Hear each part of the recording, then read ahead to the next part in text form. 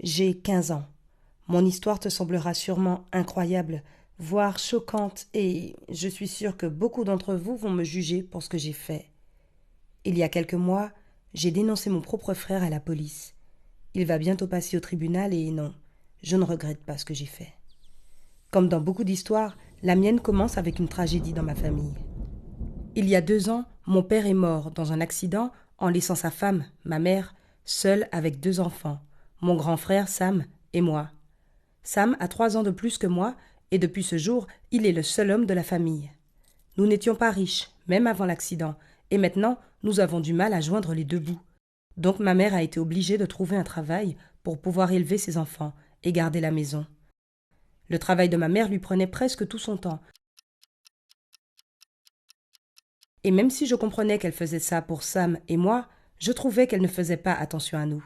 Ce qui s'est passé avec Sam est peut-être un peu sa faute. Sam et moi n'avons jamais été proches.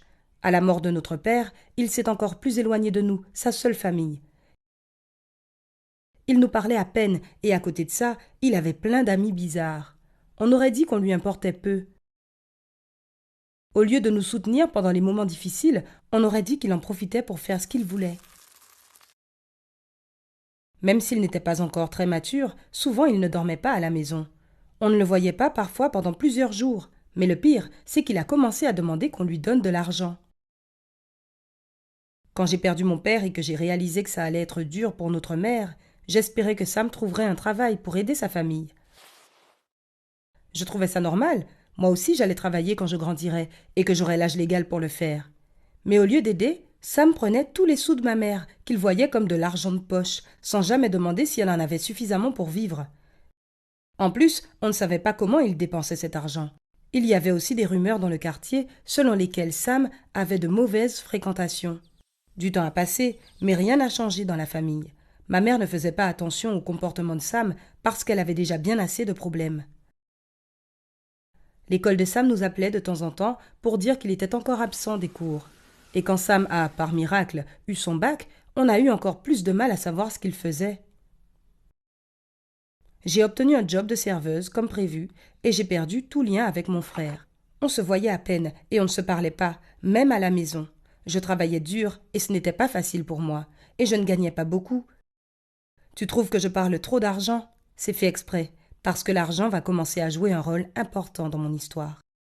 Au bout d'un moment, j'ai commencé à remarquer que Sam avait beaucoup d'objets coûteux. Par exemple, je l'ai vu avec un iPhone à la maison. Il n'avait pas l'air tout neuf, mais quand même, c'était un des derniers modèles. Comment est-ce que Sam avait bien pu l'acheter? Il m'aurait fallu économiser pendant super longtemps, et même après ça, je ne sais pas si j'aurais pu me le permettre. Quand il sortait, il portait souvent une veste de motard neuve en cuir qui devait valoir plusieurs centaines d'euros. Je ne comprenais pas où il avait eu tout ça, vu qu'on n'avait pas d'argent. Ça m'étonnait qu'il ait trouvé un travail. De temps en temps, j'essayais de lui demander d'où il sortait ça, mais il me répondait méchamment. J'avoue que je n'arrivais pas à me le sortir de l'esprit. Je suppose que j'étais jalouse de mon frère. Ma mère et moi travaillions beaucoup, mais on ne pouvait presque rien se permettre d'acheter. Alors où est-ce que lui trouvait son argent? J'ai décidé d'écouter ses appels pour le découvrir. Le mur entre nos deux chambres était assez fin, mais j'ai eu une idée pour améliorer encore plus l'acoustique. À un moment où personne n'était à la maison, j'ai fait un petit trou dans le mur. Il était difficile à voir si tu n'y faisais pas attention. J'essayais aussi de ne faire aucun bruit dans ma chambre pour que Sam ne remarque rien, et si j'avais su ce que j'allais découvrir. Mon frère parlait tranquillement de son business au téléphone avec ses partenaires criminels. C'étaient des voleurs. Au fur et à mesure des appels, je comprenais tout. Au début, Sam et ses amis avaient essayé de voler des portefeuilles, comme les pickpockets, mais aujourd'hui, plus personne ne se promène avec beaucoup de liquide sur soi, donc ce n'était pas assez rentable. Ensuite, ils ont essayé de voler des téléphones, mais maintenant, tous les téléphones sont reliés à un service de cloud. C'était trop risqué. Non, ils savaient que le risque ne valait le coup que si l'enjeu était gros. J'ai entendu que Sam et ses amis avaient appris d'une manière ou d'une autre que le système d'alarme d'une des maisons était un faux. C'était bizarre que Sam parle si tranquillement des détails de son crime, mais je suppose qu'il ne se doutait pas que ma mère ou moi puissions entendre sa conversation. Mais j'avais tout entendu, et je ne pouvais pas rester sans rien faire. J'y ai réfléchi pendant longtemps et j'ai décidé d'aller parler à Sam pour lui demander de changer d'avis. Mais il est devenu fou, il m'a poussé contre le mur et a crié que je ne devais pas me mêler de ses affaires, ou j'en paierais le prix fort. Il m'a vraiment fait peur. Mais après coup, sa réaction n'a fait qu'augmenter ma détermination. Quand le soir où Sam et ses amis allaient commettre leur cambriolage est venu, j'ai appelé la police et je leur ai tout dit. Les garçons ont été arrêtés tout de suite. Je ne voulais pas rester anonyme, donc j'y suis allée avec ma mère et on a tout vu.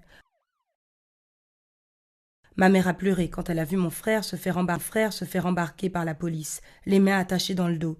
Mais je souriais intérieurement. Sam avait eu ce qu'il méritait. Après ça, je n'ai parlé qu'une fois à mon frère. Il m'a menacé en disant que j'allais regretter mon acte. Bientôt, Sam passera devant les juges et je pense qu'ils le mettront derrière les barreaux. Mais je crois aussi que ça lui fera le plus grand bien. Qu'est-ce que tu aurais fait, toi, dans cette situation ?